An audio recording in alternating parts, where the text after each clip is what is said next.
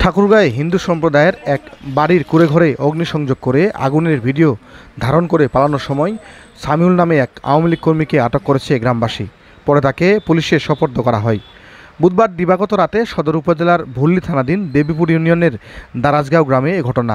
ওই যুবক হিন্দু সম্প্রদায়ের মহেনচন্দ্রের বসত বাড়ির কুঁড়েঘরে অগ্নিসংযোগের পর মোবাইলে ভিডিও ধারণ করছিল, এমন খবর জানা গেছে দৈনিক নয়া দিগন্তের অনলাইন ভার্সন থেকে। আমার ছেলেটা এখানে গাড়িটা রাখে দূরে আসতে দেখছি এখান থেকে একজন ভিডিও করতেছে। আমি হারি কেউ আগুন নিবাচ্ছ না, ভিডিও করতেছ কারণ কি? এখানে তোমরা ভিডিও করতে আসছো না আগুন নিবাতে? পানি পুনি নাই, আমার সহকারে ভিডিও করতেছে। আমি মোবাইলটা কেড়ে নিলাম যে বালতি নিয়ে আসো, এখানে ভিডিওর দরকার নেই।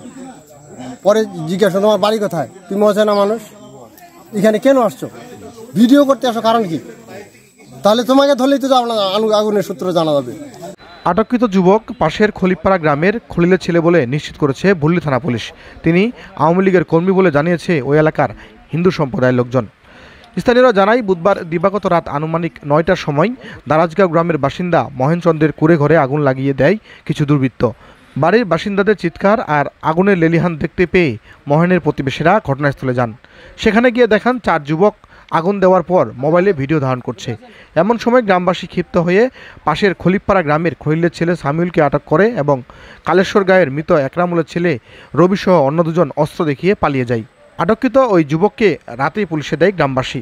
যুবককে আটক করা ব্যক্তিরা জানান, গ্রামটিতে প্রায় ১২০টি হিন্দু পরিবার রয়েছে। এর আগে কখনো এরকম ঘটনা ঘটেনি।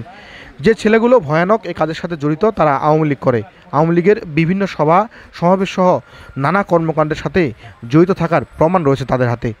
আগুন লাগিয়ে তারা ভিডিও করছিল, পরে ফেসবুকে ছড়িয়ে আতঙ্ক তৈরি করতে বলে ধারণা করছেন তারা। মানে আমরা তো এমনি আতঙ্কে আছি নাকি, আতঙ্ক আরো বৃদ্ধি করার জন্য এবং নিজের স্বার্থ হাসিলের জন্য কিন্তু একটা খেরে ঘরে আগুন ধরা দিয়েছি।